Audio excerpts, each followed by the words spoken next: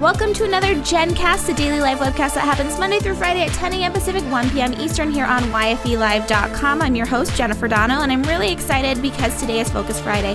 Focus Friday is always a fun day, and today's guest is going to make it even a little bit more fun. Colleen DeBase is our guest, and she is going to be talking about a few opportunities that comes along with being at the Story Exchange. They have some really cool ways that young female entrepreneurs can be featured.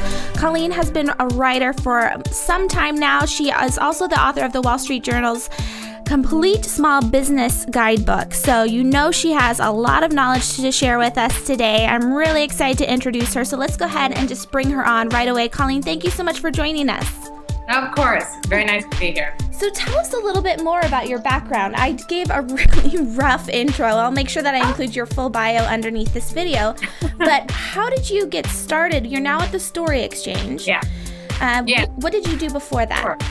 Sure. Well, I've been a journalist for my entire career.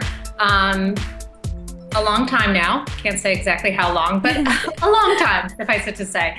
I've been covering entrepreneurship for probably about eight years now, and I'm the former small business editor of the Wall Street Journal. I was with the Wall Street Journal for about 13 years, and while I was there, I also wrote a book about how to start and run a business.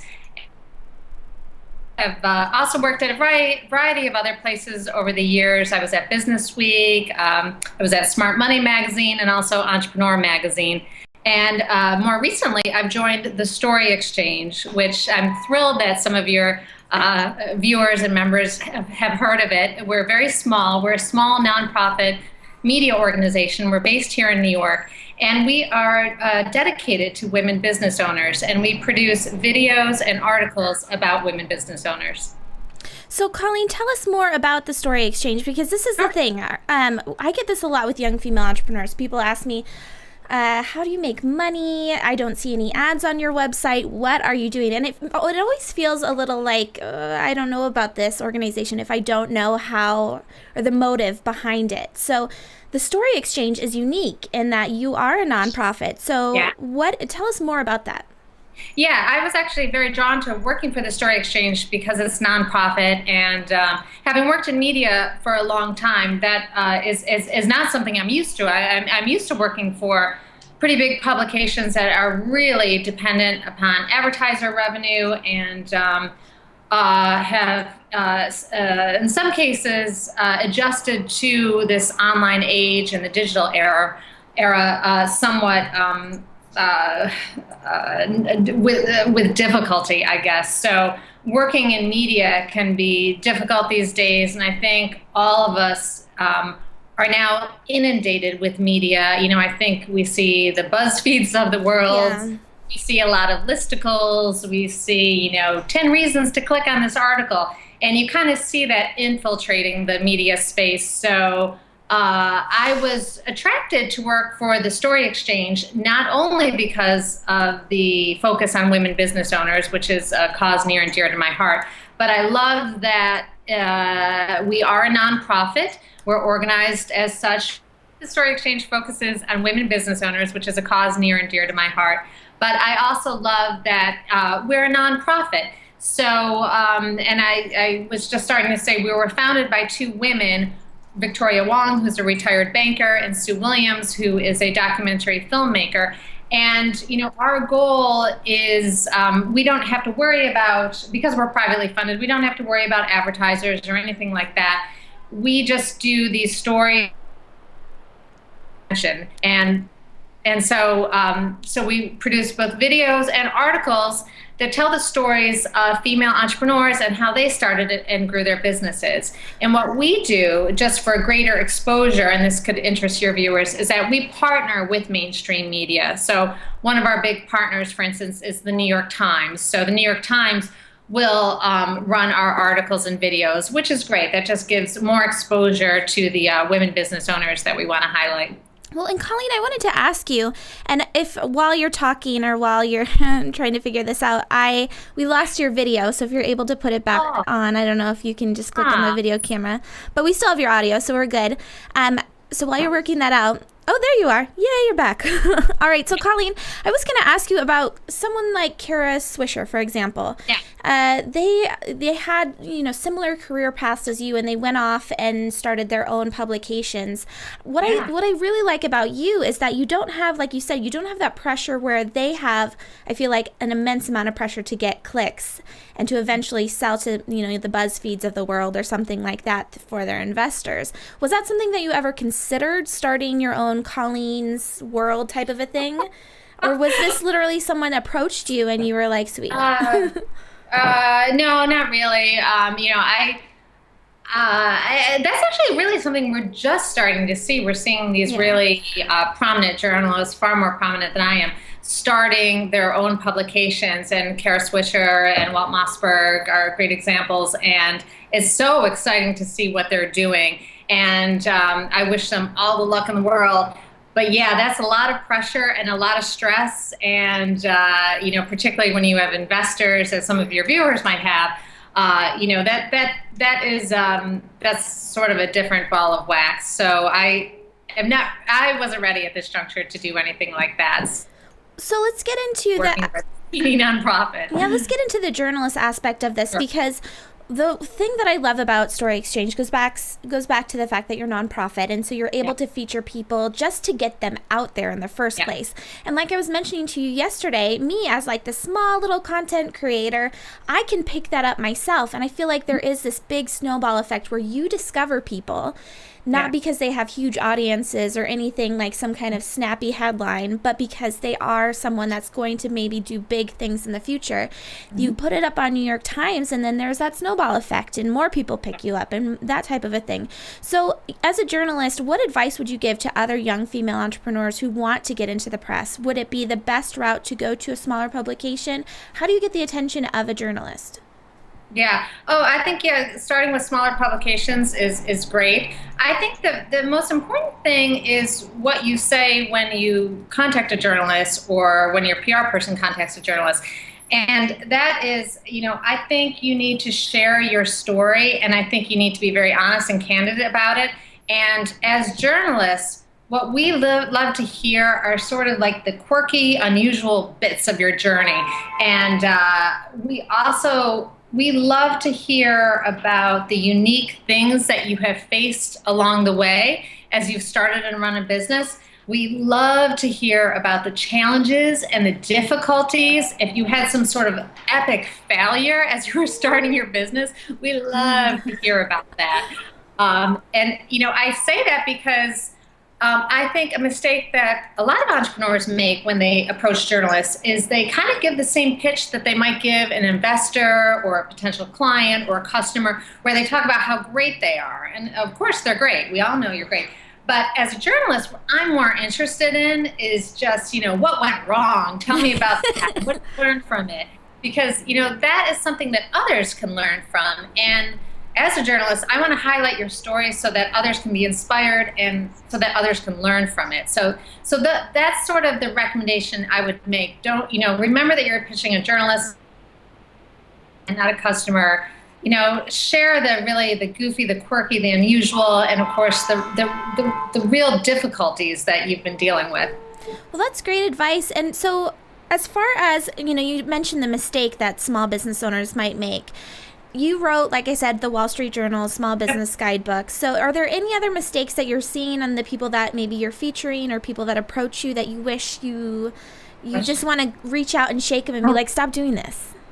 One thing that, one thing, a stat we often hear is about, the failure rate of small businesses and how, I forget what currently it is, how many fail before they reach the 2-year mark. And most research indicates that most businesses fail because they're undercapitalized and something has gone wrong in the financial aspect of running a business. One mistake I see sometimes with people who start and run a business is they're real passionate about something, whether that's cupcakes or, maybe they're a fashion designer and they're passionate about the sweater they're making. they start a business because of that, and they really don't want to have to deal with the numbers side or accounting because that's boring to them. That's not the creative part of the business. That's not the fun part of the business. But it is a business, and you have to know these things, and you have to not just, you of course have an accountant and financial advisors, but you have to know this too. You can't just rely on other people. So a mistake I think I see some entrepreneurs making is just not understanding the nitty-gritty financial side of a business. If you don't know that, there are plenty of places to turn to. A lot of universities and colleges will offer programs, small development centers in different cities that you can go take a class, and just do what you can to learn that part of it, and don't bury your head in the sand. You need to know that. A lot of women don't grow up being exposed to sort of finances and money. You have to know this, and the more you know about the financial part of the business, the stronger you and your business will be.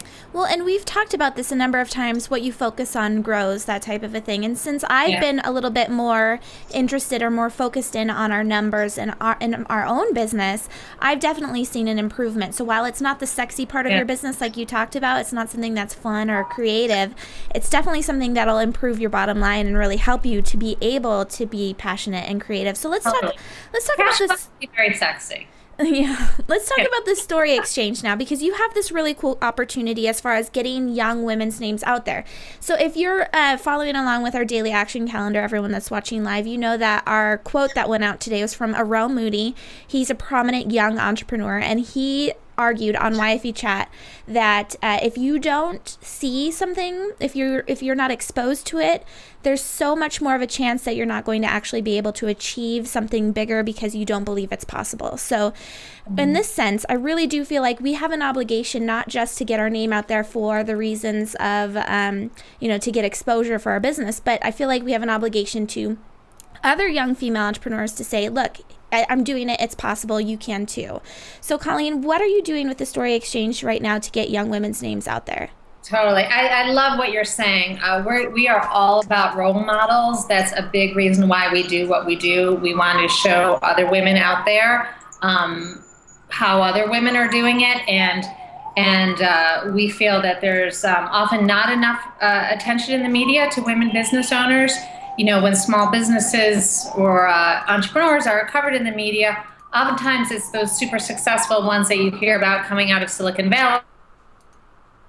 Often young guys running tech startups, and they're the ones that get sort of the lion's share of attention. When you look at some of the data, you'll see that women are starting businesses at 1.5 times the national average. And since the recession, women-owned businesses in the United States have added more jobs to the economy than male-owned firms. So it's really tremendous what women business owners are doing. We don't think they get enough attention, so we want to highlight them. And what you were saying is great about role models and about women putting themselves out there so that other women can see. Historically, women-owned businesses have not hit the same revenue level as male-owned businesses, and a lot of that is just because a lot of women just don't have those role models to emulate. So that is what we are trying to do, is to provide those role models. And I'd love to talk about our young women to watch list, which I think could be of interest to your viewers, if that sounds all right. Yes, and you know what? I created a short link for it too, so everyone can go and apply, because it's such a phenomenal opportunity. Right. And young women are always asking me, where can I go and get my business featured? Well, this is a great one. So yeah, definitely tell us about it. Yeah, so what we want to highlight are the young women out there. By young, we mean 35 or under. And we want to look at the women around the world. You can be in the U.S. or you can be elsewhere. We want to look at women who are doing something innovative or unique or just really fascinating with their businesses that are really the ones to watch in the years ahead. And we're soliciting submissions for this on our website. Can you see me? Because my screen just went dark. I just want to make sure. Okay, great. Can see you. Perfect.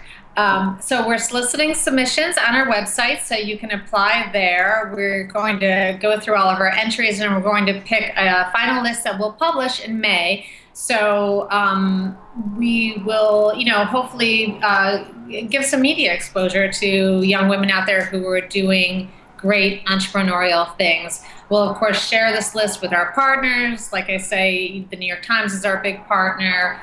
We also have other ones, Huffington Post, and of course, a lot of the women's trade associations out there. We also will, our specialty is doing these really beautifully produced videos on female entrepreneurs, and we will be doing videos as well on some of the women who make our final list. So it's a great opportunity, and we really encourage women entrepreneurs under the age of 35 to apply for this opportunity. Well, and when you look through your website too, like you said, it's not just, you talked about the men that are getting big VC funding and starting tech companies. You're not just like other publications like Women 2.0. I mean, there's other people that are featuring women, but there's no requirement that you're in tech. So you really do get a nice wide variety of representation there. No, in fact, most of the women we feature are not in tech. And, you don't necessarily have to be super successful in your business yet. We are most interested in hearing about your story and, all those things I said before, the stuff you've gone through and, the really fascinating pieces of your journey. All right. Well, Colleen, thank you so much for sharing that with us. Where can everyone find you after this? Because this is my one tip to everyone. I follow all of the journalists that I love to read. So if I find somebody, in Fast Company, I have 3 or so journalists that every time they put an article out, I love it. So I follow them on Twitter. So it's not just following the publication at large, following the people that actually contribute to it. So Colleen, where can people find you? Sure. Well, I'm on Twitter. My Twitter handle is my name. It's Colleen DeBase. EENDE, B as in boy, AISE. I'm also on LinkedIn, and my email is colleen@thestoryexchange.org, and I'd love to hear from you. And then tell us one more time, where can people find out more about the opportunity to be featured with the Story Exchange? Our website. So if you go to thestoryexchange.org, it is right at the top of our website, so you'll see it there. Awesome. Well, Colleen, thank you so much for taking the time to chat with us today on Focus Friday. My pleasure, and I really respect and admire what you do, so it's been fun talking with you. Well, thank you. All right, Great. everyone. So you've just been watching Colleen DeBase. She's a journalist over at the Story Exchange. Make sure that you take some time to, carve out of your day to go and apply. No matter what, if you want to get press for your business or whatever your additional motives are, we should all be trying to put ourselves out there just so that we can show other people it's possible. So everyone, thank you so much for watching live. This has been a daily live webcast called Jenn Cast. I'm your host, Jennifer Donogh. You can tweet me at Jennifer Donogh. And of course, use the hashtag Jenn Cast when you're commenting later on this video to find out more about everything that's happening with young female entrepreneurs and to stay in touch with opportunities like this one. Make sure that you sign up for our mailing list at yfe.me/mailed. All right, everyone, thank you so much and have a fantastic Focus Friday.